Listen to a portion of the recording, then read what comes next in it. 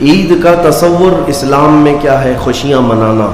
اور اللہ تعالیٰ قرآن میں فرماتا ہے محبوب آپ فرما دیں جب تمہارے پاس اللہ کا فضل اور اس کی رحمت آئے تو خوشیاں مناؤ. اللہ کا فضل اور اس کی رحمت آئے تو خوشیاں مناؤ. قل بفضل اللہ وبرحمتہ فبذلک فلیفرحوا. اب جب اللہ کا فضل ہوگا اور جب اس کی رحمت ہوگی ہم خوشیاں منائیں گے. اور خوش ہونے کا انداز اور طریقہ کیا ہونا چاہیے؟ وہ سنت نبوی سے ہمیں حاصل کرنا چاہیے.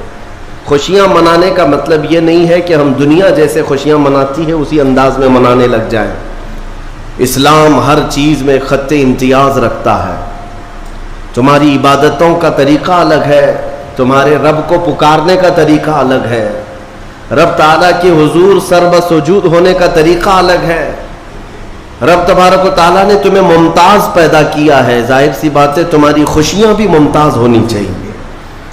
پوری کائنات میں لوگ اگر خوشیوں میں ڈوب کر شراب نوشی کرتے ہیں تو یہ خوشیاں نہیں ہیں. اگر آج کی رات یا آج کا دن لوگ یہ سمجھتے ہیں کہ خوشیوں کا مطلب ہے کہ خوب انٹرٹینمنٹ کیا جائے، نفس جو چاہتا ہے وہ سب کر لیا جائے، تو اسلام اسے خوشیاں نہیں کہتا. میرے عزیزو، میں یقین کے ساتھ کہتا ہوں کہ اسلام میں جو بھی عید آئی ہے، جو بھی عید ہے، آپ اس کا تجزیہ کر کے دیکھیں. آپ کو کھلے میدانوں میں سڑکوں پر چھوڑ نہیں دیا جاتا کہ دن بھر جو کرنا ہے کرو، نہیں، بلکہ خوشیاں منانے کا طریقہ یہ بتایا گیا ہے کہ سب سے پہلے اٹھنے کے بعد وضو، غسل، عطر، خوشبو کے ساتھ پہلے بارگاہ رب العزت میں آؤ اور سجدہ کرو. یہ خوشیاں منانے کا سب سے پہلا طریقہ یہ ہے کہ مسلمان جب سب سے زیادہ خوش ہوتا ہے تو سجدہ کرتا ہے. تو سجدہ کرنے کے لیے آج عیدگاہوں میں، مسجدوں میں جو لوگوں کی آج قطاریں ہیں، صفیں لگی ہیں، میرے عزیزو، یہ اسلام کا خوشی منانے کا طریقہ ہے. یہ نہیں کہ لوگوں کے درمیان کچرا بن کر کے لوگوں کو ایذا دے کر کے خوشیاں منائی جائے. اسلام اس کا قائل نہیں ہے. بہرحال سب سے بڑی خوشی ہمارے لیے کون سی ہے؟ اللہ نے فرمایا قرآن میں، اے محبوب آپ فرما دے جب اللہ کا فضل آئے اور اس کی رحمت تو خوشیاں مناؤ. تو اللہ کا فضل اور اس کی رحمت کیا ہے؟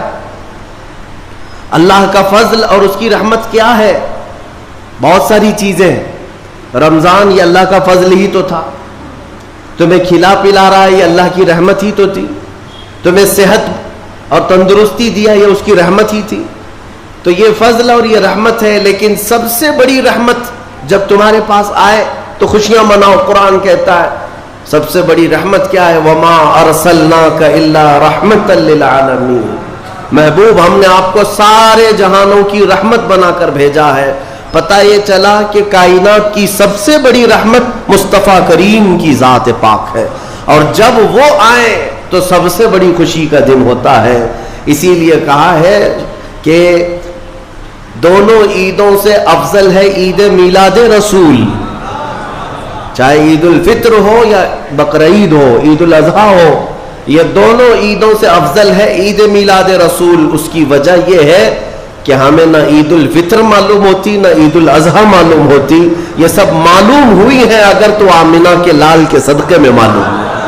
ہاں، ہمیں رمضان پتہ چلا ہے، عید پتہ چلی ہے، تو کس کی بدولت؟ اگر مصطفیٰ کریم صلی اللہ علیہ وسلم نہ آتے نہ بتاتے تو کون سے رمضان کا تصور تھا، کون سی عید پتہ چلتی؟ اسی لیے حاصل کلام تو یہ ہے میرے عزیزو، وہ جو نہ تھے تو کچھ نہ تھا، وہ جو نہ ہو تو کچھ نہ ہو. جان ہے وہ جہان کی اور جان ہے تو جہان ہے. آج عید اگر منانا بھی ہے تو میں یہ ضرور کہوں گا کہ آج عید پڑھنے کے بعد، نماز پڑھنے کے بعد سب سے پہلا کام جو آپ کرتے ہیں وہ کیا ہے؟ سب سے پہلا کام آپ یہ کرتے ہیں اپنے ماں باپ، اپنے رشتہ داروں سے ملاقات، اور گھر جلدی بھاگ کر کے جاتے ہیں کہ اپنے بڑوں سے ملاقات کرنا ہے. آج مصافحہ معانقہ کا دن ہے. آپ کو اپنے ماں باپ جس قدر یاد رہتے ہیں میرے عزیزو، اس رسول کو آج ہرگز فراموش نہ کرو جو اپنے رات کی تنہائیوں میں تمہیں امتی امتی کہہ کر یاد کیا کرتے تھے. آج ان کا دن ہے. آج اس رسول پاک کا دن ہے. سورج کے ڈوبنے سے پہلے پہلے تک کثرت سے میرے آقا کی بارگاہ میں بیٹھ کر درود بھیجو اور عرض کرو کہ آقا آج میری خوشی کا دن ہے. میں اپنے ماں، اپنے باپ، اپنے بھائی، اپنے بہن سب سے زیادہ اگر دنیا میں کسی سے پیار کرتا ہوں تو وہ آپ کی ذات مبارکہ ہے. رسول پاک صلی اللہ تعالیٰ علیہ وسلم کو یاد کرنا آج کی عید کے دن کا ایک بہت ہی بڑا حصہ ہے مومنوں. باقی میں دوسروں کے بارے میں نہیں کہہ سکتا جن لوگوں نے آج کی عید کو جوا کا اڈا بنا لیا ہو، شراب پینے کا ذریعہ بنا لیا ہو، سینما تھیٹر پہ جا کر کے عیش کرنے کا ذریعہ سمجھا ہو. میں سمجھتا ہوں کہ ان کے اندر روح اسلام نہیں آئی. اگر اسلام کی روح ہوتی، اگر ایمان ان کے قلب میں بشاشت پیدا کر چکا ہوتا تو ہرگز وہ ایسی جگہ قدم بھی نہیں رکھتے. اے میرے عزیزوں، آج مصطفیٰ کریم صلی اللہ علیہ وسلم کے سچے غلام بن کر کے دکھانے کا بھی دن ہے. آج دنیا تمہیں دیکھ رہی ہے، آج پوری دنیا دیکھ بھی رہی ہے اور ڈر بھی رہی ہے کہ یہ باہر نکلے ہیں آج کیا ہونے والا ہے.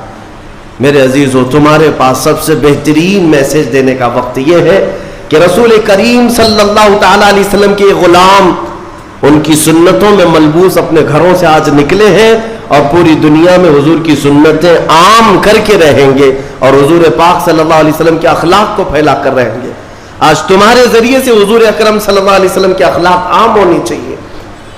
نان مسلم ہو، غیر مسلم ہو، کوئی بھی اگر اس کے ساتھ تمہارے مدد کا جذبہ آیا، کم سے کم اس کے دل میں یہ خیال تو آئے گا کہ یہ نوجوان کیوں میرے ساتھ اچھائی کر رہا ہے.